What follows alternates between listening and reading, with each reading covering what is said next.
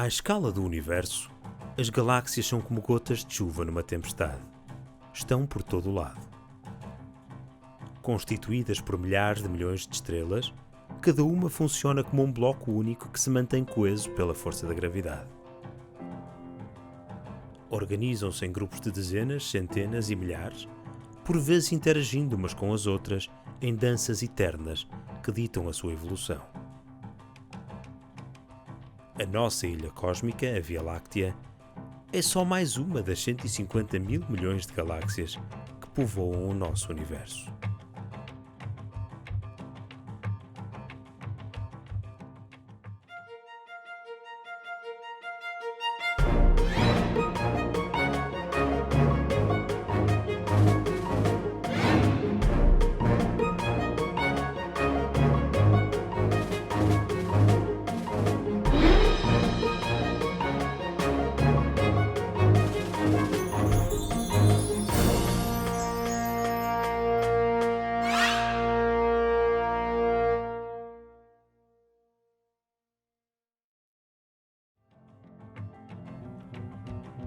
A Via Láctea. Numa noite sem nuvens e sem luzes, podemos vê-la em todo o seu esplendor a rasgar o céu noturno. Até finais do século XIX, acreditava-se que tudo o que se observava no céu à noite fazia parte da nossa galáxia, fossem estrelas ou objetos difusos. Mas em 1920, após mais de 50 anos de medições com os melhores instrumentos da época, os astrónomos concluíram que uma pequena mancha observável a olho nu no céu do hemisfério norte, na constelação de Andrómeda, era ela própria uma galáxia semelhante à Via Láctea. Um enorme aglomerado de estrelas, planetas, gás e poeiras. O infinito voltava a assombrar a humanidade, como quando havíamos descoberto que o Sol era só mais uma de entre milhares de milhões de estrelas. Quantas mais galáxias haveria no universo? A olho nu podemos observar cerca de 10 galáxias no hemisfério norte e no hemisfério sul. No hemisfério sul, a pequena e a grande nuvem de Magalhães destacam-se nos céus. Estas duas pequenas galáxias receberam este nome em homenagem ao grande navegador português Fernão de Magalhães, que as descreveu nas suas viagens. No hemisfério norte é a galáxia de Andrómeda que se distingue. Esta galáxia é visível no final do verão como uma pequena mancha difusa. Semelhante à nossa, em forma e em tamanho, faz-nos supor como será a nossa galáxia se a pudéssemos ver de fora. Mas as galáxias que podemos ver a olho nu são uma ínfima amostra das galáxias do universo. Estima-se que existam cerca de 150 mil milhões no universo observável, cada uma com centenas de milhares de milhões de estrelas. E estão longe de ser todas iguais. O conjunto de todas as galáxias conhecidas revela uma enorme diversidade de tamanhos. As mais pequenas são as galáxias anãs, cerca de 100 vezes mais pequenas do que a Via Láctea. Têm apenas algumas dezenas de milhões de estrelas e muitas orbitam outras galáxias mais massivas. A própria Via Láctea tem pelo menos uma dúzia de galáxias anãs satélites. Por outro lado, as galáxias gigantes podem atingir tamanhos dezenas de vezes maiores do que o da nossa galáxia e conter dezenas de bilhões de estrelas.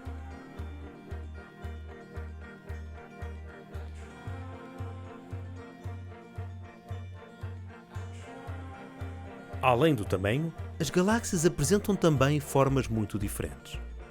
As galáxias elípticas distinguem-se pela sua forma em bojo e pela ausência de estruturas demarcadas. Nestas galáxias não há gás suficiente para se formarem estrelas novas, pelo que a população estelar que as constitui é muito envelhecida. Como a cor de estrelas mais velhas está entre o amarelo e o vermelho, as galáxias elípticas têm uma aparência avermelhada, claramente distinta das galáxias como a nossa. Essas, as galáxias espirais, são caracterizadas por grandes discos achatados, marcados por vários braços em espiral desenhados com clareza. Em redor do seu centro, existe quase sempre um bojo arredondado de estrelas mais antigas, que se assemelha a uma mini-galáxia elíptica. A cor destas galáxias é consideravelmente mais azul, já que os seus braços contêm copiosas quantidades de nuvens que formam estrelas massivas e azuis continuamente. Em algumas destas galáxias, observam-se barras centrais de onde parecem nascer os braços. Estas são chamadas espirais barradas. Acredita-se que a própria Via Láctea terá uma barra deste género. A meio caminho entre a forma das galáxias elípticas e das espirais, conta-se outro tipo de galáxias, as lenticulares. Estas têm discos achatados como as espirais e por vezes também uma barra central, mas não têm braços nem outras estruturas definidas, à semelhança das galáxias elípticas. Como as galáxias elípticas, as galáxias lenticulares também já não formam estrelas. Por fim, as galáxias irregulares, que têm formas irregulares. São normalmente galáxias pequenas, pouco densas e com muitas nuvens de gás e poeira, o que lhes permite formar estrelas em grande quantidade. Os exemplos mais bem conhecidos de galáxias irregulares são as nuvens de Magalhães, satélites da Via Láctea e visíveis a olho nu no hemisfério sul. Embora as galáxias apresentem tamanhos e formas muito diferentes, também têm muitos pontos em comum. Por exemplo, acredita-se que quase todas as galáxias tenham um buraco negro supermassivo no seu centro.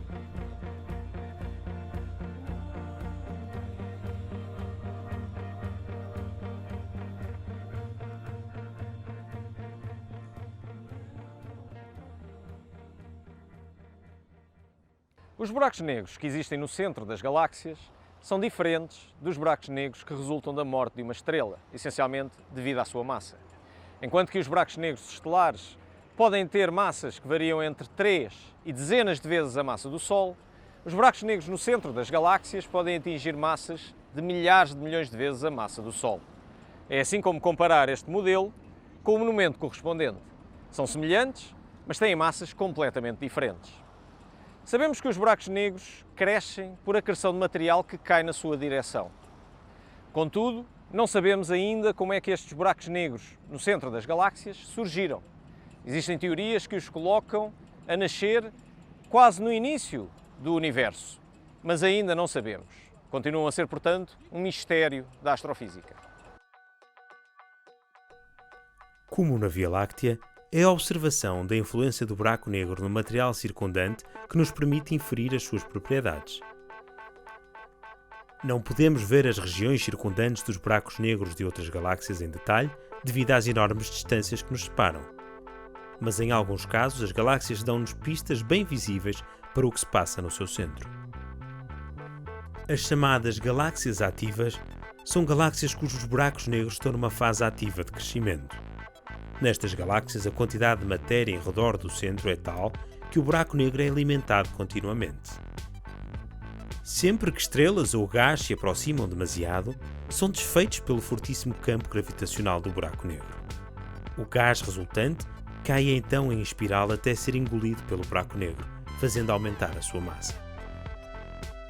Por imposição das leis da física, uma parte do gás consegue escapar pelos polos do buraco negro sob a forma de dois jatos opostos colimados, cujas partículas altamente energéticas podem viajar a velocidades até 99% da velocidade da luz e alcançar distâncias milhares de vezes maiores do que o tamanho da própria galáxia.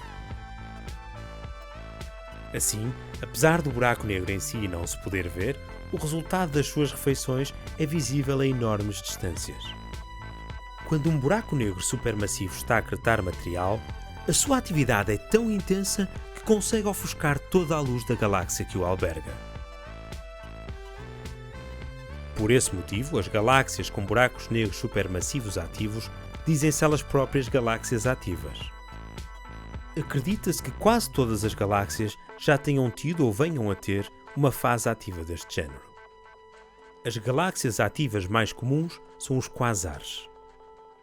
O buraco negro de um único quasar tem uma fração ínfima do tamanho da galáxia que o alberga, mas produz tanta energia como milhares de galáxias inativas juntas. Como são tão luminosos, podem ser observados até grandes distâncias, contando-se entre os objetos mais distantes que se conhecem. A observação de galáxias muito antigas e as teorias de formação e evolução das galáxias mostraram que os diferentes tipos de galáxias não são completamente independentes. as galáxias podem interagir umas com as outras e assim mudar de forma ao longo da sua vida. O universo primitivo era mais violento e mais propício a essas interações, e era desta forma que as galáxias cresciam e evoluíam rapidamente. Apesar de muito menos comum do que no universo primordial, estes fenómenos de interação ainda ocorrem e alteram profundamente a massa e a morfologia das galáxias intervenientes. Quando duas galáxias interagem, mesmo antes de colidirem propriamente, causam distorções uma na outra. Nos casos extremos, as galáxias que interagem podem mesmo fundir-se numa só. Quando uma das galáxias intervenientes é muito mais massiva do que a outra, estamos na presença do que se chama canibalismo galáctico. Neste caso, a galáxia mais massiva mantém a sua morfologia geral, enquanto que a menos massiva é totalmente destruída e incorporada na primeira. Quando as galáxias em colisão são de massas semelhantes, as morfologias iniciais de cada uma não sobrevivem ao processo. Forma-se uma nova galáxia, mais massiva e em geral muito diferente. Acredita-se que a maioria das galáxias elípticas massivas tenha tido origem na coalescência de duas ou mais galáxias espirais.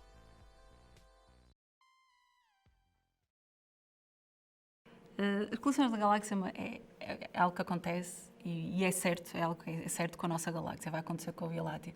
Aliás, já aconteceu no passado, vai voltar a acontecer no futuro e neste momento também estão a acontecer duas interações com a nossa galáxia. A nossa galáxia está a canibalizar duas galáxias mais pequenas, a galaxiana de Cão Maior e a galaxiana elíptica de Sagitário, com quem aliás já teve duas interações passadas. Estes processos são normais no decorrer da vida de uma galáxia, sendo que quando as interações são pequenas, como é o caso da que estão a acontecer agora com as duas galáxias anãs, não existem alterações significativas na sua forma. Também não é de esperar, é muito pouco provável que duas estrelas colidam durante este processo, dadas as distâncias entre estrelas dentro de uma galáxia.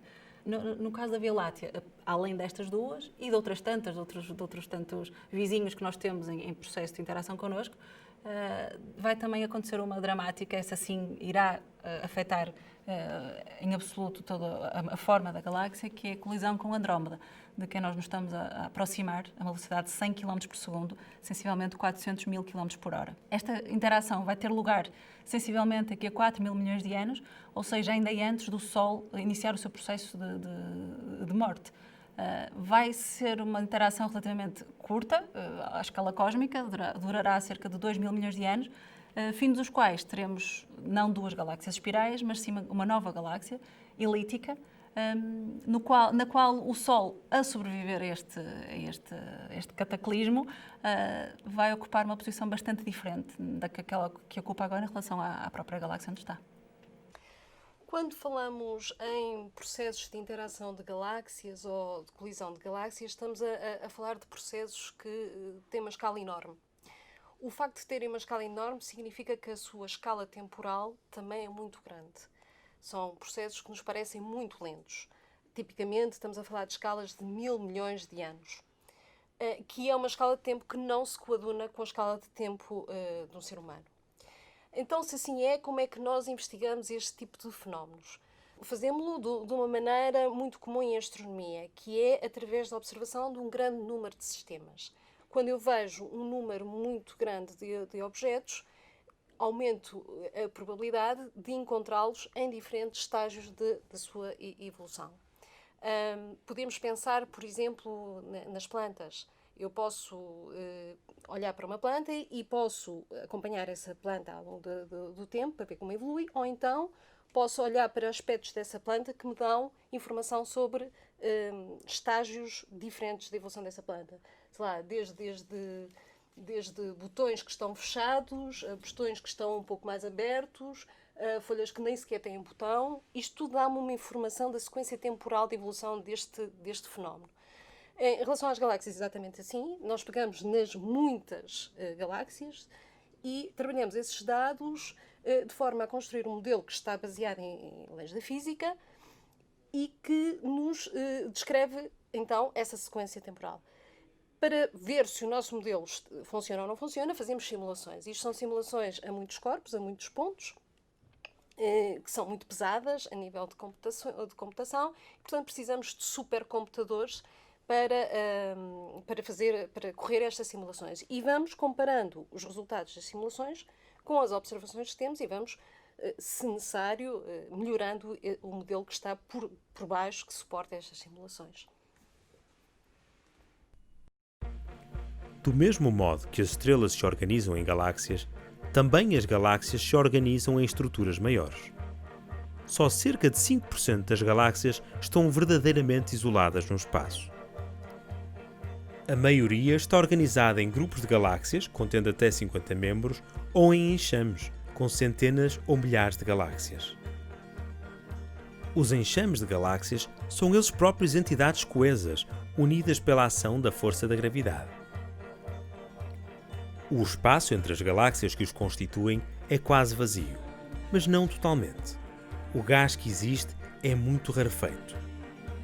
Em escalas ainda maiores, os enxames de galáxias organizam-se em superestruturas, com a forma de filamentos ou de paredes, chamados superenxames.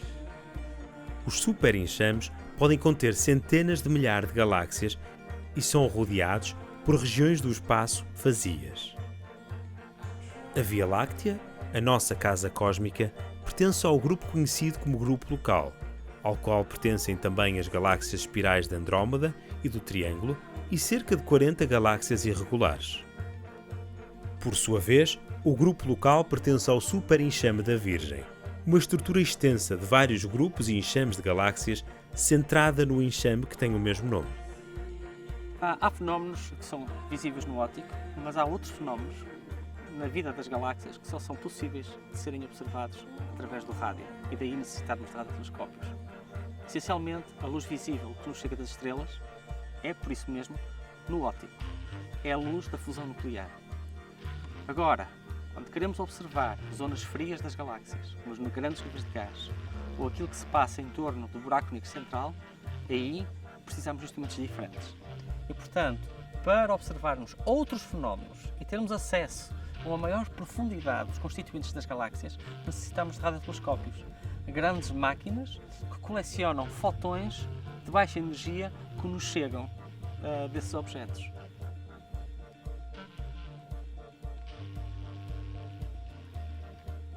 E isto é só o nosso cantinho no universo.